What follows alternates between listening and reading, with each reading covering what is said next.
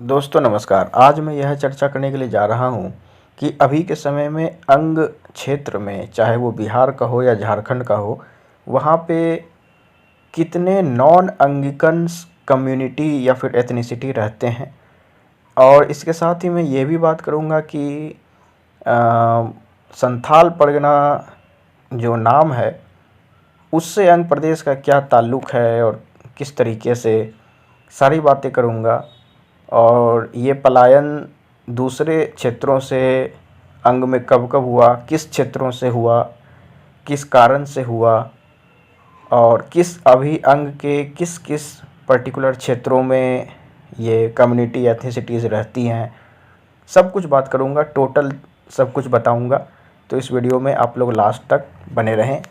अब ये इंट्रोडक्शन है जिसमें मैंने अंगराज कर्ण के बीजीएम को लिया हुआ है, तो उसको एंजॉय करें। साम दाम दंड भेद सूत्र मेरे नाम, गंगा माँ का लाडला में खाम खा बदनाम। कौरवों से हो के भी कोई कर्ण को न भूलेगा, जाना जिसने मेरा दुख हो कर्ण कर्ण बोलेगा।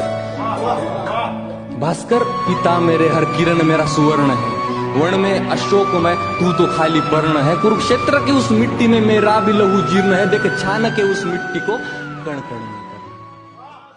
तो दोस्तों इस लिस्ट में सबसे पहला नंबर जो आता है वो आता है मैथिल ब्राह्मणों का। तो मैं आपको बता दूं कि मैथिल ब्राह्मणों का जो पलायन हुआ था या फिर प्रवास जब इन लोगों ने किया था अंग प्रदेश में आने के लिए, ये करीब करीब आप ये मान लें कि बहुत साल पहले ही इनका प्रवास हुआ था। करीब 800 साल पहले ऐसा एविडेंस कहती है और ऐसा माना जाता है कि जब तुगलक वंश जब आते हैं दिल्ली सल्तनत में, तो तुगलकों ने काफ़ी ज़्यादा एक्सपेरिमेंट करने के लिए इनको जाना जाता है। जैसे कि तुगलक वंश ने ही सबसे पहले ऐसा वंश था जिन्होंने किसानों के ऋण को माफ़ किया था। साथ ही तुगलक वंश का ये भी रिकॉर्ड रहा है कि इसके पहले के जितने भी मुस्लिम शासक हुआ करते थे, वो लोग ब्राह्मणों से कर नहीं लेते थे। ब्राह्मणों को वो लोग एक अलग तरीके से ट्रीट करते थे। ब्राह्मणों को छोड़कर वो लोग, मतलब ब्राह्मणों को एक एलीट क्लास का दर्जा दिया जाता था, ऐसा हिस्टोरियंस का मानना है, मैं नहीं कर रहा हूँ। और इसमें भी बहुत सारे कॉन्ट्राडिक्शंस हैं, कुछ मानते हैं कुछ नहीं मानते हैं, लेकिन उस पे आज हम लोग बात नहीं करेंगे।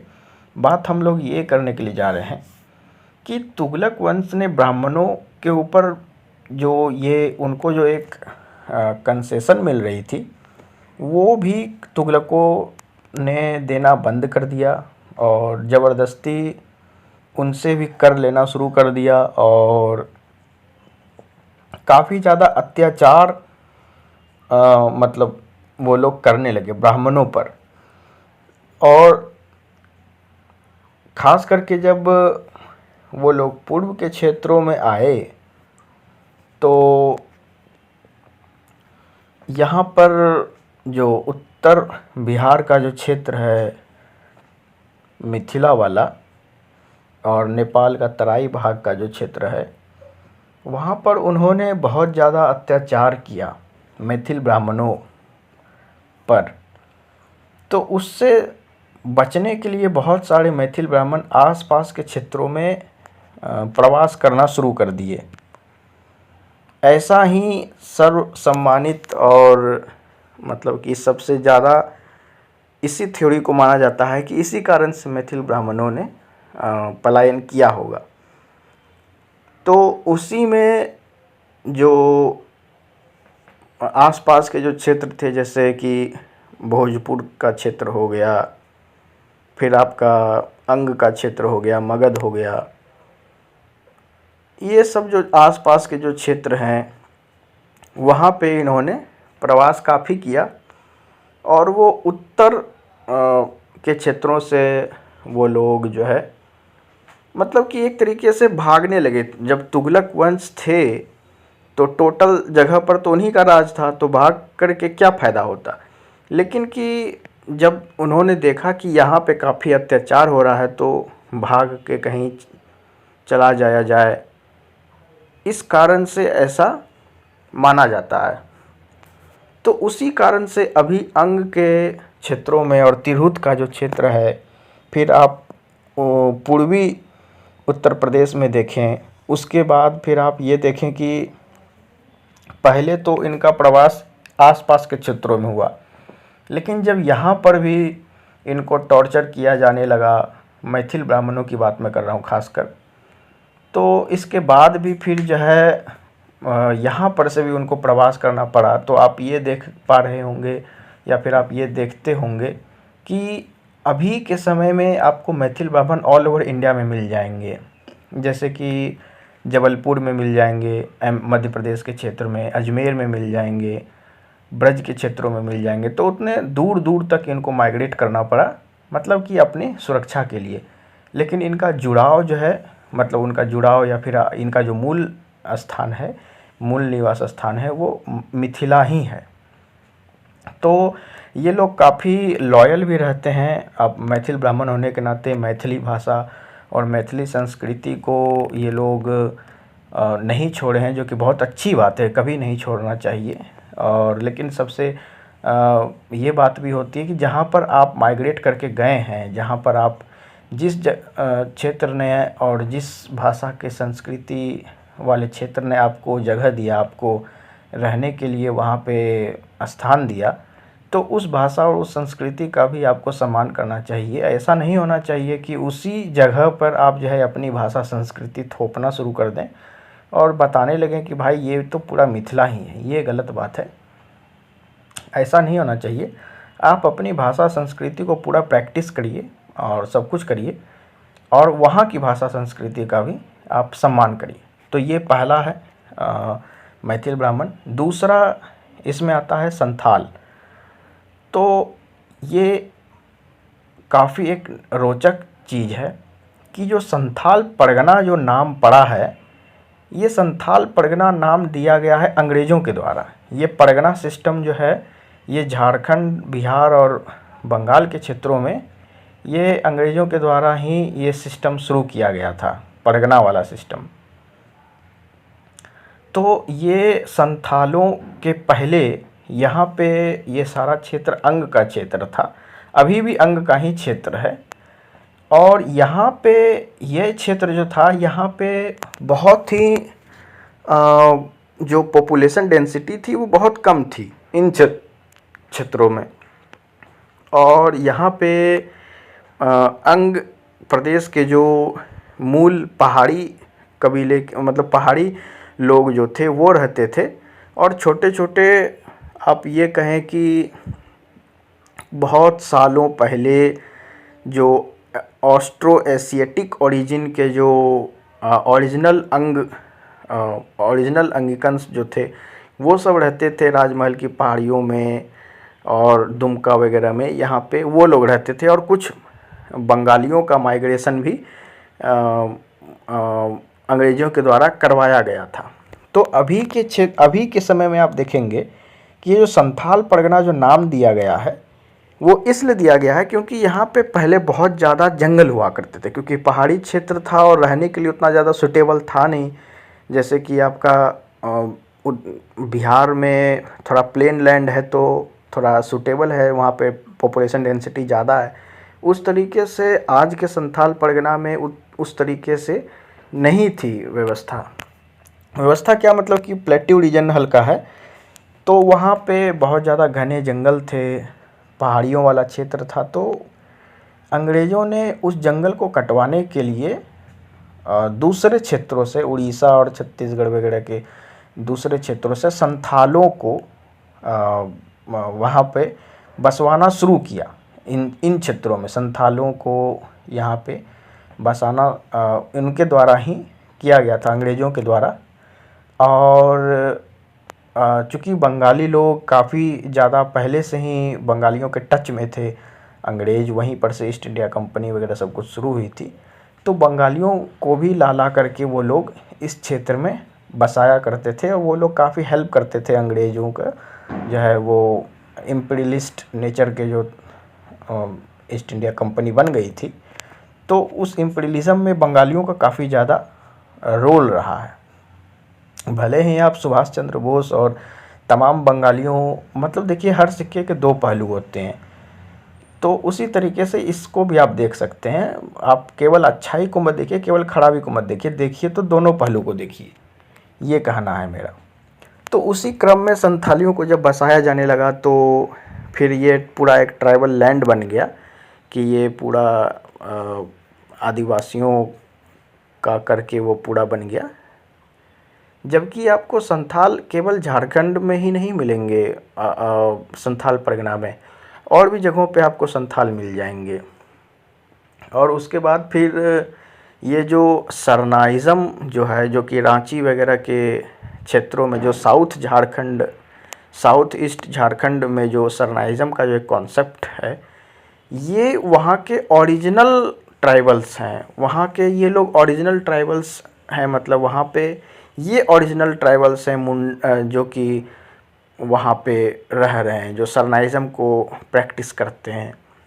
तो ये बातें हैं, लेकिन वास्तविक ये है कि जो आज का जो संथाल परगना है वहाँ पे वो हमेशा से अंग लैंड ही रहा है, वो अंग प्रदेश ही आप उसे कह सकते हैं। तो ये दो, तो पहला तो जो मैथिल ब्राह्मण है वो तो एक कम्युनिटी में आएगा, एथनिसिटी में नहीं आएगा, क्योंकि अंग के लोग और मिथिला के लोग दोनों ही इंडो आर्यन एथनिसिटी के हैं। लेकिन ये जो संथाल जो है ये एथनिसिटी में आएगा, मतलब ये दूसरी एथनिसिटी है, क्योंकि ये लोग ज़्यादातर ऑस्ट्रो एशियाटिक एथनिसिटी के हैं, इंडो आर्यंस नहीं हैं। तो ये एक एथनिसिटी है जो कि अंग प्रदेश में अभी रह रही है और काफ़ी सालों से रह रही है, और अब तो बस ही गई है, तो अब कुछ नहीं किया जा सकता। और मैथिल ब्राह्मण्स भी यहाँ पे बस गए हैं, तो हर कोई यहाँ पे अच्छे से रहे, हम मूल अंगवासी लोगों का यही कामना है, और अंग प्रदेश के विकास में अपना योगदान दें। तीसरे नंबर पे आते हैं भोजपुर क्षेत्र के लोग।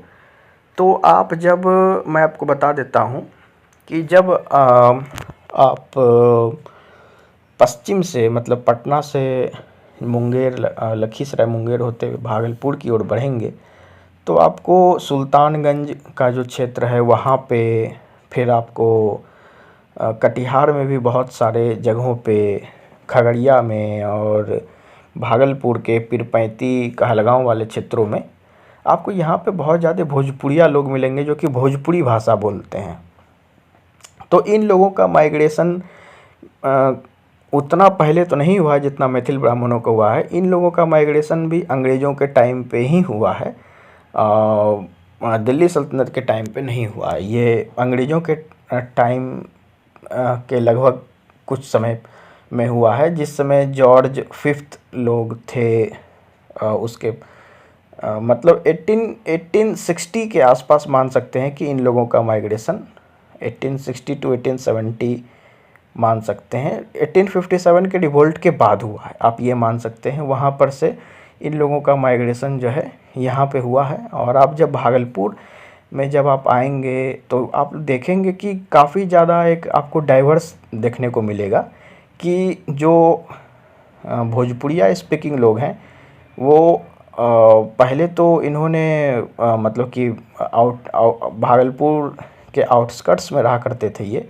मतलब कि आप आज भी जब पीरपैंती जाएंगे, पीरपैंती एक रेलवे स्टेशन है, कहलगांव भी एक रेलवे स्टेशन है, और फिर आप इधर सुल्तानगंज वगैरह के क्षेत्रों में जब जाएंगे, सुल्तानगंज में थोड़ा कम है, लेकिन जब आप पूर्वी भागलपुर के क्षेत्रों में रेलवे ट्रैक होते हुए आगे बढ़ेंगे तो फिर आपको घोघा, एकचारी, कहलगांव, विक्रमशिला, पीरपैंती, मिर्जा चौकी, अम्मापाली, ये सारा जो रेलवे स्टेशन है तो यहाँ पे आपको इनकी संख्या बहुत ज़्यादा मिलेगी। फिर आप कटिहार में उसी तरीके से जब कुर्सेला होते हुए जब थोड़ा सा आगे बढ़ेंगे, आप कटिहार के क्षेत्रों में जाएंगे तो वहाँ पर से ज़्यादातर जो परमार राजपूत लोग हैं उनका माइग्रेशन हुआ है साउथ बिहार से, मतलब कि साउथ भोजपुर के क्षेत्रों से उन लोगों का माइग्रेशन हुआ है।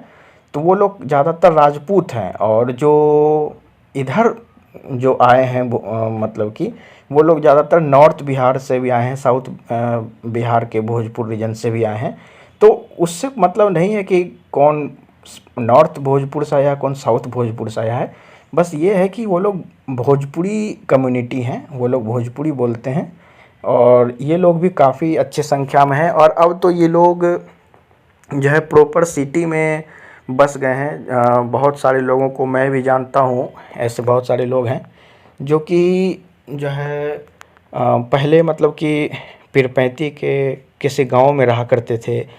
पीरपैंती और कहलगांव के और महागामा वगैरह के क्षेत्रों में, गोड्डा वगैरह का जो क्षेत्र है, साहिबगंज भागलपुर का वो सब जो क्षेत्र है, वहाँ के गाँव कई ऐसे गांव हैं इन क्षेत्रों में जो कि पूरे के पूरे भोजपुरिया लोग वहाँ पे डोमिनेट कर चुके हैं। वहाँ पे अंगवासियों को, पहले वो सारा ज़मीन अंगवासियों का ही हुआ करता था, उनसे खरीद के, संथालों से खरीद करके इन्होंने वहाँ पे मतलब कई तो ऐसे गांव हो गए हैं अभी जो कि पूरा के पूरे भोजपुरी स्पीकिंग गांव हैं।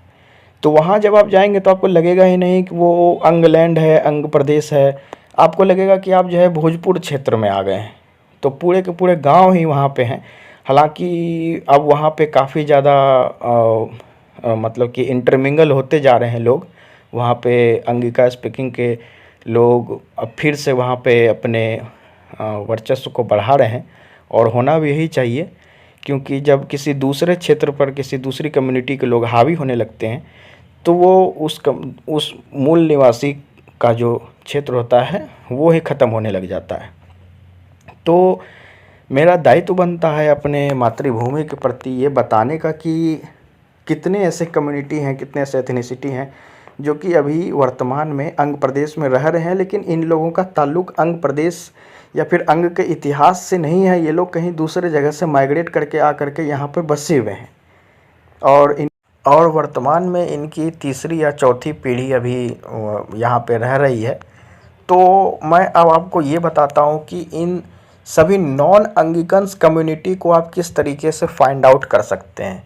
जैसे कि हमारे जितने भी मूल अंगिका जो मूल अंगवासी लोग हैं, वो किस तरीके से आप मैथिल ब्राह्मण को फाइंड आउट कर सकते हैं, कैसे पता कर सकते हैं कि ये मतलब कि ये मूल अंगवासी नहीं है। इसके लिए आपको क्या करना होगा, जैसे कि जब कोई बिहारी महाराष्ट्र में या फिर दिल्ली में जाता है तो उसे फाइंड आउट कर लिया जाता है उसके टोन से। महाराष्ट्र में जाएगा तो उसे भैया कह के लोग वहाँ पे बोलते हैं कि यूपी बिहार वाले भैया हैं। दिल्ली में जब वो जाएंगे तो बिहारी बोलेंगे कि, तो उसके टोन से पकड़ लेते हैं। तो हम मूल अंगवासी लोग ये कैसे पहचानेंगे कि भाई ये मूल अंग प्रदेश का है या फिर नहीं है। तो जैसे मैंने शुरुआत किया मैथिल ब्राह्मणों से, तो मैं आपको बताता हूँ कि जो मैथिल ब्राह्मण जो होंगे वो ज़्यादा जो उनकी जो भाषा होगी वो उसी तरीके से होगी जिस तरीके से मैथिली बोलते हैं, थोड़ा छ छा करके वो लोग ज़्यादा बोलेंगे। जबकि जो मूल अंगवासी लोग होंगे वो इस तरीके से बोलेंगे। ख़ास करके मैं भागलपुर मुंगेर के क्षेत्रों की बात कर रहा हूँ। कटिहार और खगड़िया, बेगूसराय और पूर्णिया के क्षेत्रों के लिए ये बात एप्लीकेबल बिल्कुल नहीं है, क्योंकि वहाँ पे छ छा अच्छे से ही बोला जाता है। मैं सदर्न जो अंगिका भाषा की जो साउथ पोर्शन वाली क्षेत्र है वहाँ की मैं बात कर रहा हूँ। जैसे कि जमुई, मुंगेर, भागलपुर के क्षेत्रों में जब आप जाएंगे, लखीसराय के क्षेत्रों में, तो वहाँ पर आप मैथिल ब्राह्मणों को बहुत अच्छे तरीके से फाइंड आउट कर सकते हैं, क्योंकि ये लोग जो है ना पूरा एक हल्का मैथिली टच वाला अंगिका बोलेंगे।